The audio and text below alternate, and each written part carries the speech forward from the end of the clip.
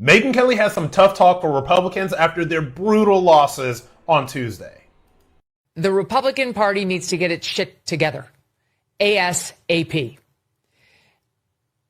I'm really glad we spent the past couple of weeks, as Sean Davis of The Federalist put it, policing some young person's group chat, what a podcast host said, and what the head of a think tank over at Heritage had to say. I'm really glad that the Republicans devoted so much time to that. That was a great move.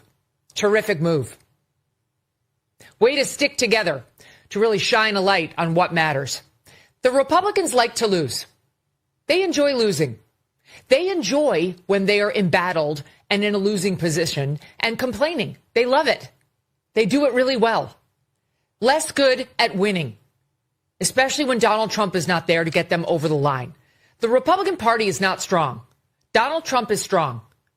All right, so look, I think that Megyn Kelly has a point here, but also I think that there's some other stuff going on here, and I have to be very honest about this. Number one, I don't think that it's a bad thing for Republicans to actually stand up and say that it is wrong when people are racist, and it is wrong when they are anti-Semitic, and it is wrong when you have people that are in actual positions within the Republican Party. And yes, people that hold positions in young Republican clubs across the country definitely should be held accountable, right? But that being said, that was a very online conversation that really didn't exist outside of Twitter. And I think that a lot of people that are mainstream media personalities need to understand that there is an entire different world that has nothing to do with Twitter. She is right about the fact that Republicans run terrible candidates sometimes. Winsome Sears in Virginia was a terrible candidate. She was a Trump hater who was trying to, I guess, be a centrist and appeal to anybody. Like, I don't know what it was that she was doing,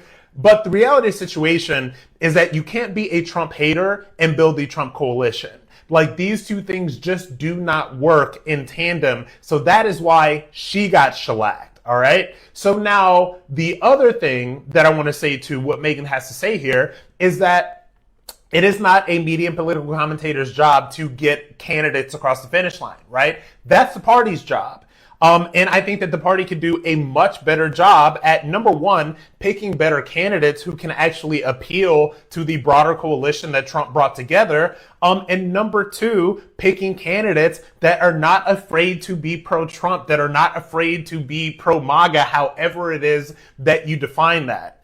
And the reason that those losses were there on Tuesday, and the reason that I think that Republicans don't find themselves in the strongest position leading up into the midterms are for those very reasons. I don't think, with all due respect to Megyn Kelly and everybody else, I don't think that the losses on Tuesday had anything to do with podcaster drama and stuff on X. And it certainly doesn't have anything to do with the fact that somebody like me will, yes, use their platform to say, hello, when you have people that are in positions of power within the Republican Party, and I have to say it again, if you are a member of a young Republican club, or if you are leading a young Republican club anywhere across the country, you're not some kid texting with your friends, all right? Because those men are like 35 years old. They're not kids. Like, they're not little boys, all right? But even outside of that, that is an online conversation. That's conversations that podcasters and political commentators can have.